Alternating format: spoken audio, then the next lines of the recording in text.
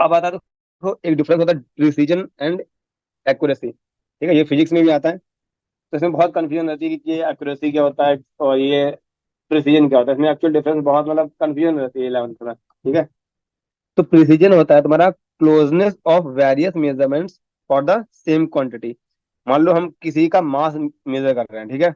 मान लो उसका मास कितना है, उसका मान लो मास है 2 ग्राम है, ठीक है। उसका मान लो मास 2 ग्राम है, उसका मास मेजर कर रहे हैं।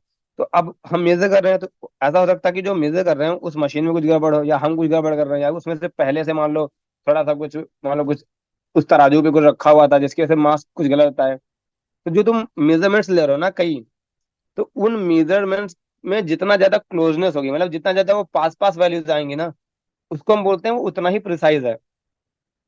तो एक्यूरेसी क्या होती है? Closeness of measurement to the actual value. यानी एक्चुअल वैल्यू क्या थी? 2। ठीक है, तो तुमने जो, जब तुम मास मेजर कर रहे हो, तो तुम्हारे जो वैल्यू है वो जितना 2 के पास आएगी, मतलब ऐसा एक्सपेरिमेंट जिसमें वो 2 के पास, तो जब वो जितना पास आएगी हम बोलेंगे उतना ही वो क्या है, एक्यूरेट है। ठीक है, यहाँ पे एग्जांपल दिया हुआ है, एक लड़का था, ठीक है। 3 स्टूडेंट थे ABC। उनको एक मास दिया गया, उसका मास था 2 ग्राम। उसे बोला गया इनको मेजर करो।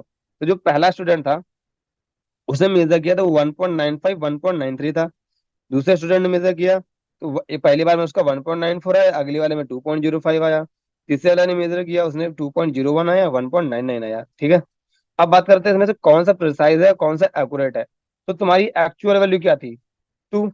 ठीक है, तुम्हारी एक्चुअल वैल्यू क्या थी? 2। तो 2 के पास कौन है? देखो 2 के आसपास की वैल्यू कौन है? देखो ठीक है, ये 2 के उधर बहुत पास है, ये 2 के क्लोज है।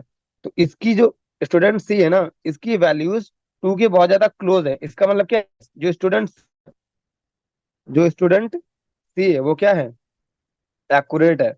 वो क्या है, ज्यादा एक्यूरेट है as compare to A and B। ठीक है, अब देखते हैं प्रिसाइज कौन ज्यादा है। तो प्रिसाइज वो ज्यादा होता है जिसकी रीडिंग्स पास पास आ रही होती हैं। ठीक है, तो तुम्हारा पास पास रीडिंग्स देखो किसकी आ रही है, देखो यहाँ पे डिफरेंस कितना है इनकी, इसके रीडिंग्स में 0.02 का है। ठीक है ना, तो अभी जो चल रहा है ना वो भी कोई ऐसा नहीं कि फालतू की बात चली। ये सब चीजें मतलब इंपॉर्टेंट होती हैं बहुत ज्यादा। लोगों को लगता है कि हाँ ये बहुत, ये तो फालतू की बात है। वो इस पे भी क्वेश्चन आते हैं एक्यूरेट कौन है। तुमको अगर पता नहीं होगा एक्यूरेट और प्रिसीजन में क्या डिफरेंस होते हैं, बच्चे नहीं बता पाते। बहुत बच्चे को हवा मतलब बड़ी बड़ी चीजें पढ़ते रहते हैं, छोटी चीजें पता ही नहीं है। ये प्रिसीजन, मान लो भी मैं प्रिसीजन एक्यूरेसी बता रहा हूँ, ये बहुत इंपॉर्टेंट है। जो क्वेश्चन आ सकता है, क्वेश्चन आता है जेई में भी आता है, जेई में में प्रिसीजन था ना। ठीक है, तो तुम्हारा जो सी वाला स्टूडेंट है ना, वही तुम्हारा ज्यादा प्रिसाइज भी है और तुम्हारा एक्यूरेट भी। ठीक है,